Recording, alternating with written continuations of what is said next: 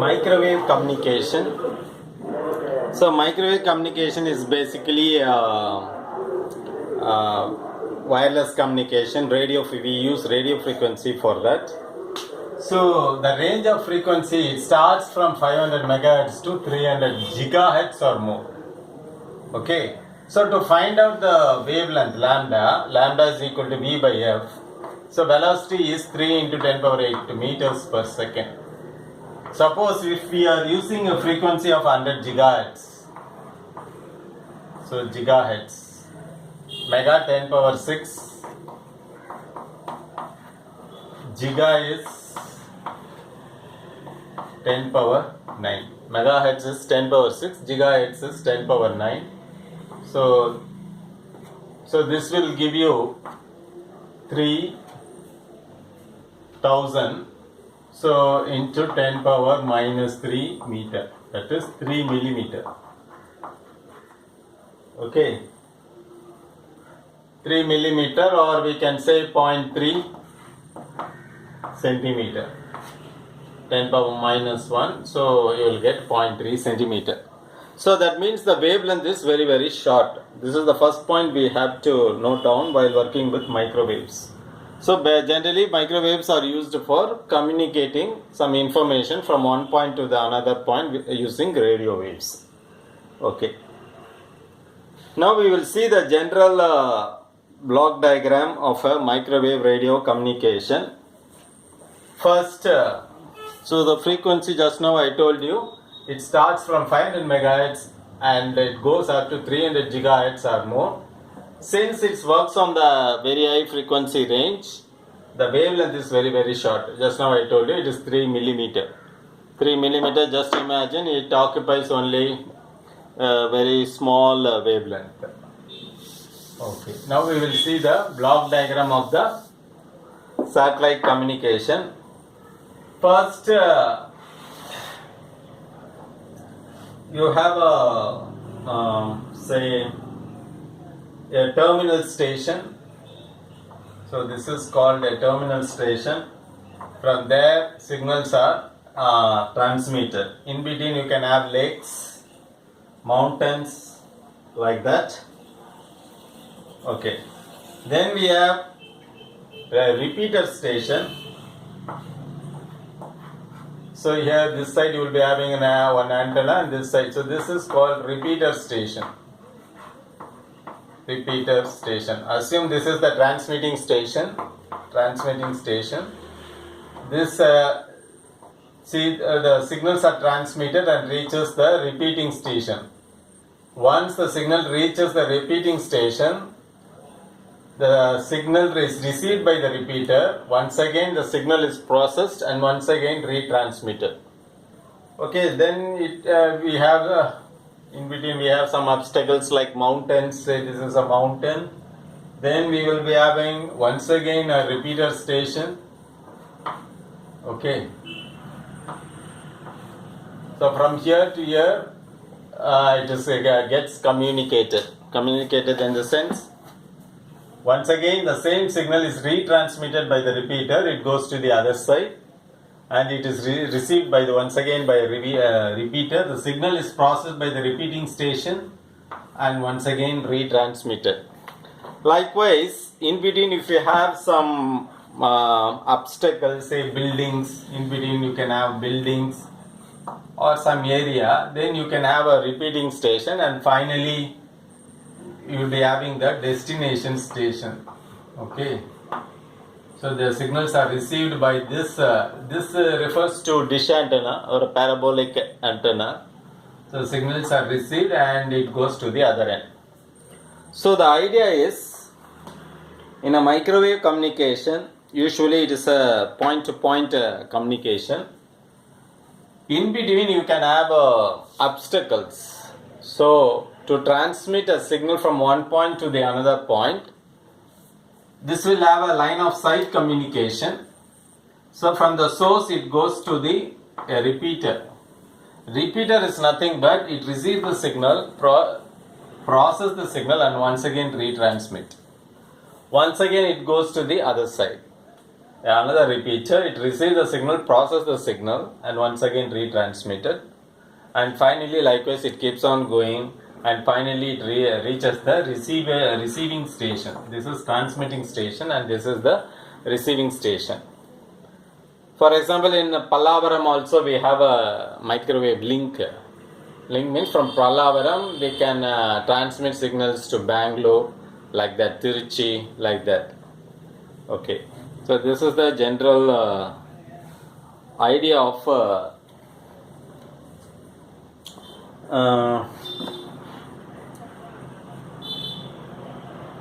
the microwave radio communication link. But the same link you can have we can get the help from satellite also. So this is this is Earth surface. So this is one concept. The other concept is we can have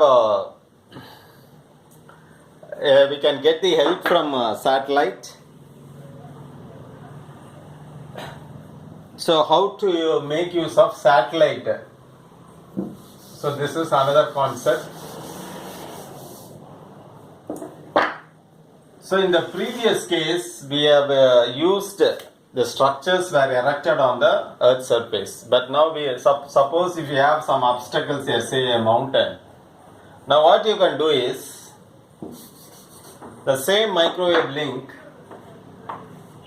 So this is our satellite, and here you have that solar panel and all. So it is uplinked. The satellite, the circuit inside the satellite system process the incoming signal and once again modulate, and once again it projects to the ground surface. So here you can have once again another setup, maybe another satellite or another link, a repeater, like that. And you can have anything. You can have once again a satellite kind of setup here, or see you can have a satellite kind of setup here. But it receives the signal, or you can have the repeater setup also. It receives, process, and once again retransmit it to the another satellite. So these satellites are placed in the geostationary orbits. Okay, it transmit. Likewise, down lake, in between you have so many obstacles, and finally it reaches the receiving station. So this is about the idea of microwave communication. So first I told you microwave starts from 500 megahertz to and goes up to 300 megahertz or more. 300 gigahertz or more. Okay. So the idea is we can have a repeater at the ground surface, or we can make use of satellite so that uplink one frequency, downlink another frequency. Then the signal is once again processed, once again uplink, downlink. In between you will be having some obstacles, say mountain or some forest or anything, something like that, buildings.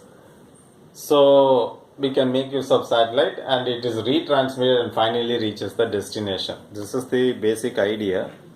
Now we will see the advantages and disadvantages of before going into that, what are the modulation techniques? We have to see the modulation techniques. More recently developed microsystems carry pulse code modulation, time division multiplexed voice band circuits, and use more modern digital modulations circuits such as phase shift keying.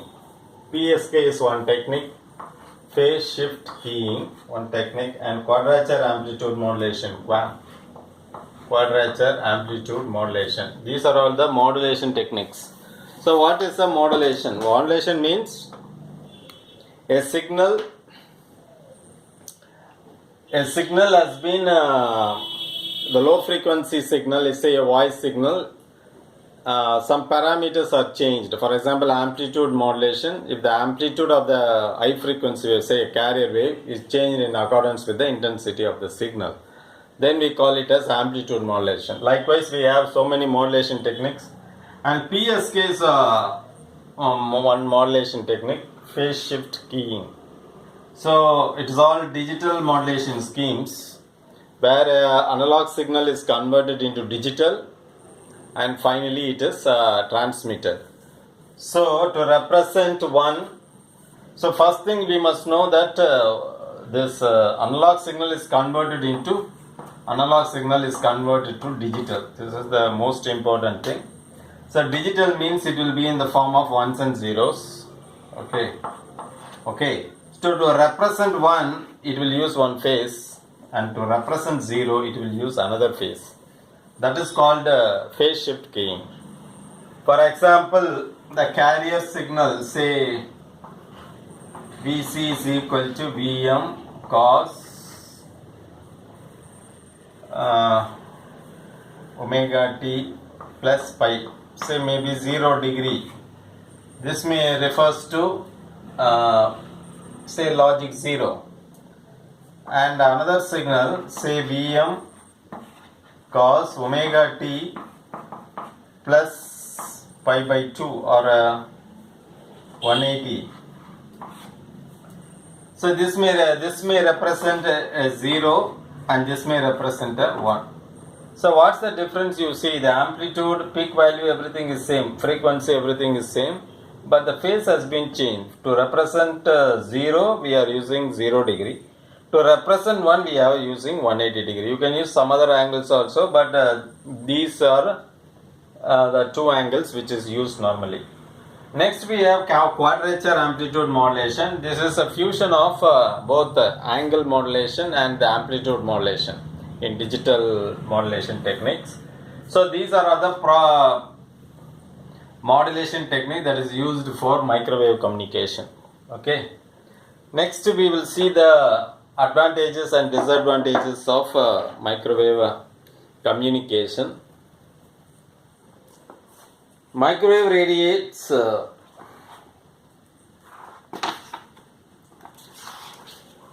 first point is advantages of microwave radio.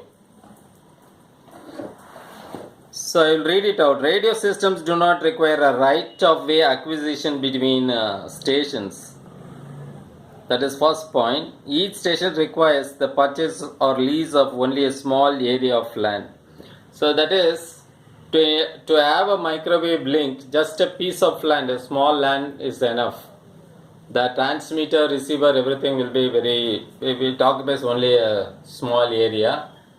So nowadays you can see the cellular towers. Likewise for my microwave link, the transmitter, transponders, everything will have a very small space is enough. Because of their high operating frequency, microwave radio systems can carry large quantities of information. So that means the volume of information transmitted through microwave is very high because it operates at 500 megahertz to 300 gigahertz. So the frequencies has gone up. Therefore, the number of information, the volume of information carried by a microwave link is very high. High frequencies mean short wavelength. Just now I told you lambda is related by V by F. Therefore, the wavelength is very, very small. So which require relatively small antenna. This is important point because the lambda is comparable, the wavelength is comparable to the antenna length. So if the lambda is very small, the antenna dimensions is also very, very small. For example, 3 mm. 3 mm means the antenna length is 3 mm. That means antenna becomes very, very small. It is not very big antenna because microwave is operating at high frequency. Then we have radio signals are more easily propagated around physical obstacles such as water and high mountains because radio waves can go everywhere when you compare with the wired communication. So that's the advantage of radio waves.